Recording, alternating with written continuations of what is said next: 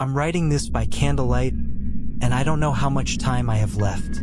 The air smells like burnt incense and something alive. It's watching me. I can feel it. This all started 6 months ago. I'm an archaeologist. I worked for a university, digging in the sands near Luxor. We weren't looking for anything special, just routine work. But then we found it.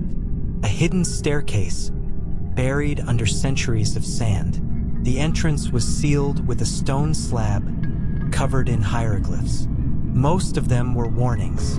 Death awaits those who disturb this place. My team laughed. We'd heard it all before. Curses, warnings, ancient boogeymen. But this felt different. The air around the staircase was colder, like stepping into a freezer.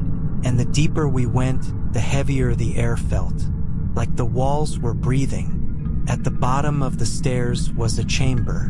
No gold, no treasures, just a single, plain sarcophagus in the center. The walls were covered in carvings, horrible, twisted things. People with their skin peeled back, screaming. A figure with the head of a jackal, but its eyes were hollow, and its mouth was a jagged, endless grin. We opened the sarcophagus. Inside was a mummy, but it wasn't like any I'd seen before. Its wrappings were black, stained with something dark and sticky.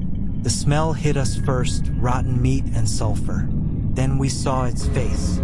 The mummy's mouth was sewn shut with thick, black thread. Its eyes were open, milky white, but they moved. They followed us.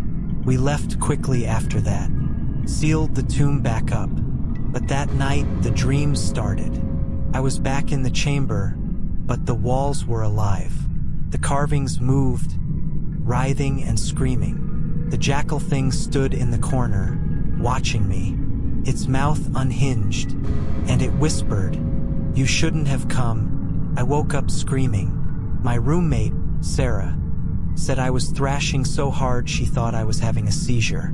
But it wasn't just a dream. My sheets were covered in sand, and my hands were stained black, like I'd been digging in soot. The next day, Sarah disappeared. We found her phone near the dig site, but no trace of her. The police called it a runaway case, but I know better. I saw her in my dreams. She was in the chamber, her skin peeling off, screaming as the jackal thing circled her. Then the others started dying.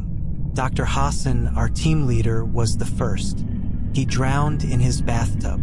They said it was an accident, but his face was frozen in terror. Next was Mark, one of the diggers. He burned to death in his car. Witnesses said he was laughing as the flames consumed him.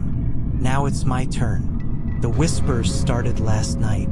At first, I thought it was the wind, but it's inside my head now. A low, guttural voice, repeating the same words. "You woke me. You woke me. My apartment is cold, no matter how high I turn up the heat." Shadows move in the corners of my vision. And the smell, that rotten sulfur smell, is everywhere.